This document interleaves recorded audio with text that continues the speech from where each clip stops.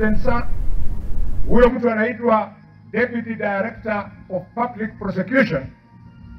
Sasa kama amekula atuambie, kama hajakula tunataka kesi ianze immediately after Christmas.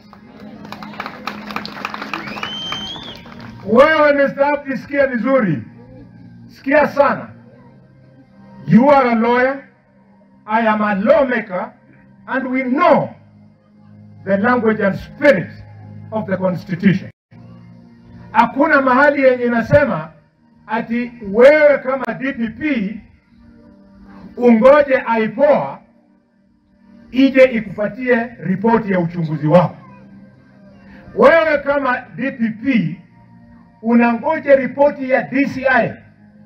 Aipoa kazi yake ni kuhakikisha kwamba kama polisi inanyanyasa watu. What kind of law are they teaching the people of Shinyadu, the people of Kakamega, the people of Kenya? DPP anaitwa Renson Ingonga Olibshanga. Bishanga Shimrano no kwa Renson kasi.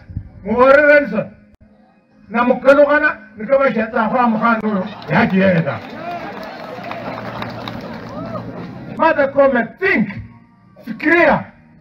Umeleta sera nyingine katika Supreme Court. Mnaanza kuambia Wakenya kwamba mtu kama mwenye ameua huyu mtoto akihukumiwa apewe haki yake. Wewe kwa umesikia? Kama unataka kupatia mwenye aliua Laura haki yake, na Laura haki yake nani atampatia?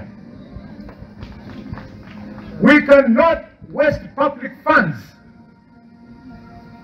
discussing about the welfare of murderers. Mahali penye murderer anastahili kuenda ni mahali penye mtu mwenye aliua amefanya nini? Amen. This nonsense I'm hearing, ati the right to life, mtu ambaye ameua mtu asinyongwe. Mimi Boni Khalwale, as one of the longest serving and senior-most legislators in this country, ninaomba kama ni kipengele ya katiba mnataka tutabadilisha, wauaji lazima wafanye nini? Nyongwe. That's it. Na wewe Justice Mother Kaome, kama hiyo kizungu mingi inatokana na mambo yenye mnazungumza na wazungu mkiwa in international conferences. We are not white people. We are black people. Na ripoti iyo ya Khalwale niyo ĩgũkorwo